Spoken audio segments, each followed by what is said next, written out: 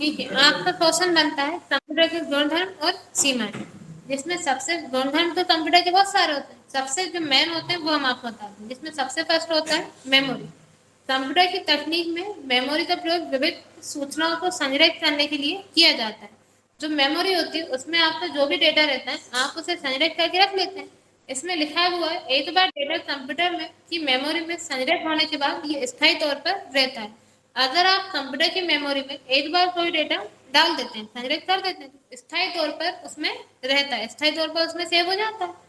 इसमें डेटा शून्य और एक के रूप में रहता है। इसमें आप जो भी डेटा सेव करते हैं स्थायी तौर पर जो इसमें मेमोरी जाती है कुछ इसमें रहती है शून्य और एक के रूप में रहती है।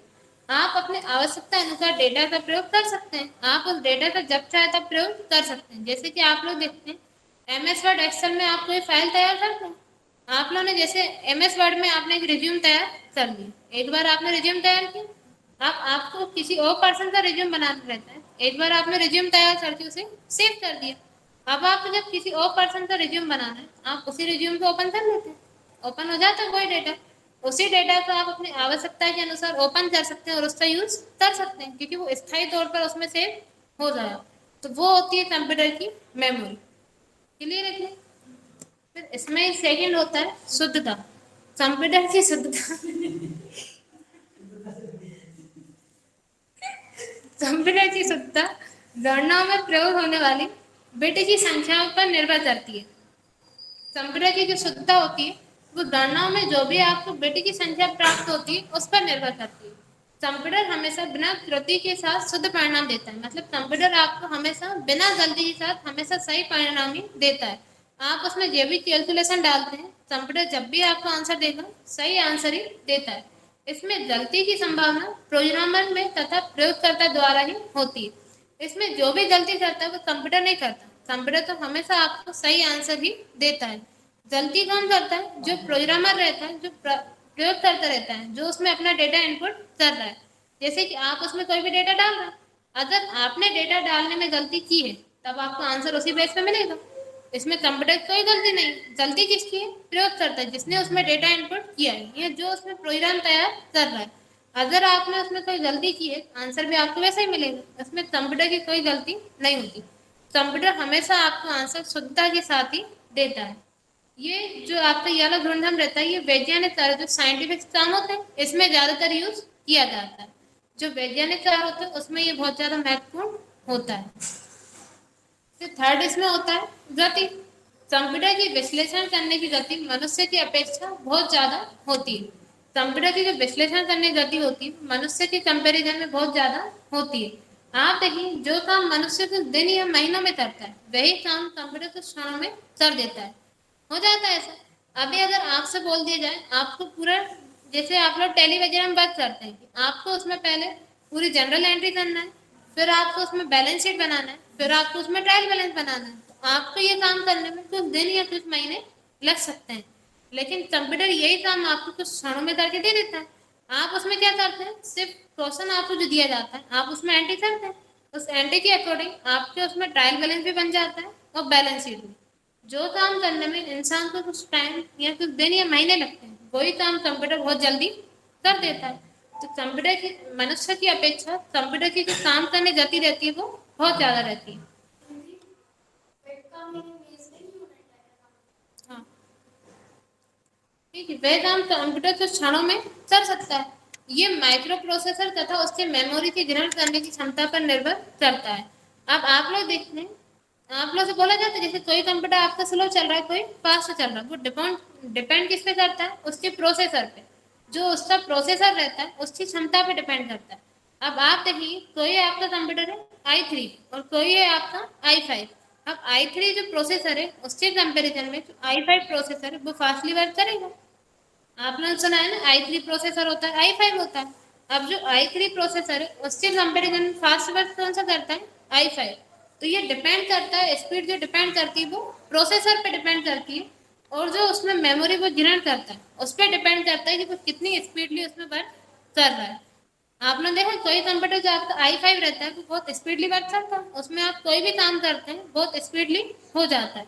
लेकिन अगर वही काम आप i3 में करेंगे उसमें भी स्पीडली होगा लेकिन थोड़ा सा i5 के कंपैरिजन में कम रहेगा। और अगर आप i3 से भी छोटे वाले की बात करें उसमें और स्लो स्पीड में होगा, क्योंकि वो डिपेंड करता है उसके माइक्रो प्रोसेसर। क्लियर है? तीन याद रखेंगे आप। फर्स्ट था मेमोरी, सेकंड शुद्धता और थर्ड है गति। इसके बाद इसमें आपका फोर्थ रहता है स्वचालन। अब ये क्या होता है? ये होता है कंप्यूटर में दिए गए निर्देश एक के बाद एक क्रियान्वित होते हैं। कंप्यूटर में किसी प्रोग्राम में निर्देशों का समूह होता है जो किसी वांछित कार्य को पूरा करने के लिए होता है। एक बार अपेक्षित डेटा डालने के बाद कंप्यूटर उसे दिए गए निर्देशों के अनुसार पूरा करता है और अंत में आपको इच्छित उत्तर रहता है वो दे देता है। मतलब आप कंप्यूटर में जो भी प्रोग्राम वगैरह तैयार करते हैं आप उसको पूरा इनपुट एक बार में दे देते हैं, फिर कंप्यूटर आपको उसका जो सही आंसर रहता है वो दे देता है। जैसे कि आप लोग देखते हैं एक्सेल वगैरह में आप मार्कशीट तैयार करते हैं। अब मार्कशीट में आपको जब वहां पे बोल दिया जाता है डिवीजन निकालिए, आप क्या करते हैं? डिवीजन का पूरा फॉर्मूला एक बार टाइप कर देते हैं, आप पूरा फॉर्मूला ला देते हैं। फॉर्मूला लाने के बाद जैसे ही आप एंटर करते हैं उसका जो सही आंसर रहता है वो आपको मिल जाता है। आपने जब फॉर्मूला सही टाइप किया है तो उसका जो सही आंसर होता है वो आपको मिल जाता है। वो यही रहता है, आप अपना पूरा डेटा एक बार में कंप्यूटर को पूरा निर्देश दे देते हैं। अगर आपने उसे सही सही निर्देश दिए हैं तो वो आपको सही आंसर उसमें दे देता है। जैसे आप लोग फॉर्मूला लगाते हैं, अगर आप लोग लिखते हैं 85 के बाद आपकी जो डिवीजन, मतलब अगर आप लोग लिखते हैं 85 के बाद फर्स्ट डिवीजन बननी चाहिए, तब वो आंसर आपको कितने मिलेगा? 85 के बाद ही बनाएगा फर्स्ट डिवीजन। अभी आप लोग नॉर्मल 60 लिखते हैं greater 60 is equal greater than first division, यही लिखते हैं। अगर आप 60 की जगह पे 85 लिखेंगे वो फर्स्ट डिवीजन आपको किस में देगा? 85 में देगा, 60 में नहीं देगा। तो जो डेटा आप उसको देते हैं उसी बेस पे आपको आंसर मिल जाएगा। फिर नेक्स्ट इसमें रहता है सार्वभौमिकता। सार्वभौमिकता वो होती है एक मशीन द्वारा विविध काम करना, मतलब एक ही मशीन एक ही बार में बहुत सारे काम कर सकती है। जैसे अगर उदाहरण के लिए आप मान लें गति तथा शुद्धता के साथ आप कंप्यूटर में मार्कशीट बना सकते हैं तथा दूसरा ही क्षण आप उसमें अकाउंट बना सकते हैं। मतलब एक ही काम एक ही टाइम में कंप्यूटर दो काम कर रहा है, एक मार्कशीट बना रहा है और एक अकाउंट तैयार कर रहा है, वो भी पूरी स्पीडली और शुद्धता के साथ। तो वो होती है सार्वभौमिकता। सार्वभौमिकता होती है एक ही मशीन एक ही टाइम में दो काम कर रही है, एक तरफ वो मार्कशीट बना रही है एक तरफ वो अकाउंट ओपन कर रही है। जैसे कि आप लोग कर रहे हैं एक ही टाइम में आप एमएस वर्ड पे बात कर रहे हैं, एमएस वर्ड चलाते हो आप उससे मिनिमाइज कर देते हैं, फिर आप एमएस एक्सेल ओपन कर लेते हैं। एमएस एक्सेल में आप मार्कशीट बना रहे हैं, एमएस वर्ड में आप रिज्यूम तैयार कर रहे हैं, करते हैं एक साथ आप दो या दो से ज्यादा काम कर लेते हैं। तो वो होती है सार्वभौमिकता।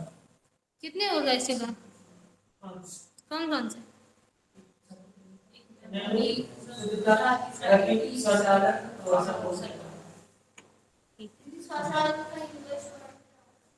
स्वचालन से इंग्लिश होता है क्या?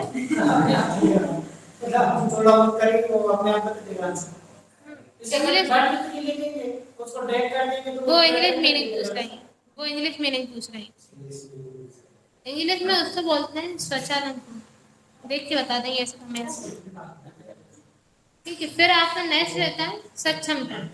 सक्षमता होती है कंप्यूटर एक मशीन होने के कारण बिना रुके एक समान गति क्षमता तथा शुद्धता के साथ कार्य करती है। कंप्यूटर एक मशीन बोल दी फाइन लग जाएगा आपको, हमसे मत बोल। सक्षमता होती है कंप्यूटर एक मशीन होने के कारण आपको पूरी स्पीडली क्षमता के साथ और शुद्धता के साथ कार्य करती है। उदाहरण के लिए यदि आप मानेंगे आपको 10,000 गणनाएं दी गई, मतलब आपको 10,000 गणनाएं दी गई, उससे आपको पूरा कैलकुलेशन करके देना है। तब आप देखिए कि जैसे इसमें लिखा हुआ उदाहरण, यदि कंप्यूटर को 10,000 गणनाएं करना है तब उसकी पहली गणना करने की जो गति रहेगी वही 10,000 की रहेगी। मतलब अगर आपसे बोल दिया जाए आप किसी एक संख्या का कैलकुलेशन कर दीजिए तो आपकी स्पीड अलग रहेगी, और अगर आपसे बोल दिया जाए आपको 10,000 कैलकुलेशन करना है तो स्पीड इंसान की चेंज हो जाती है। लेकिन ये मशीन है कंप्यूटर, इसकी जो एक संख्या की रहेगी वही उसकी 10,000 की रहेगी। मतलब जो कैलकुलेशन वो आपको एक संख्या को करके देगा उतने ही समय में वो आपको 10,000 संख्याओं को कैलकुलेशन करके दे देते हैं। वो होती है उसकी सक्षमता। ठीक है, ये होगा इससे दोनों। अब इतने में कोई डाउट हो तो पूछ लीजिए। सबसे फर्स्ट है मेमोरी, फिर सार्वभौमिकता सक्षमता।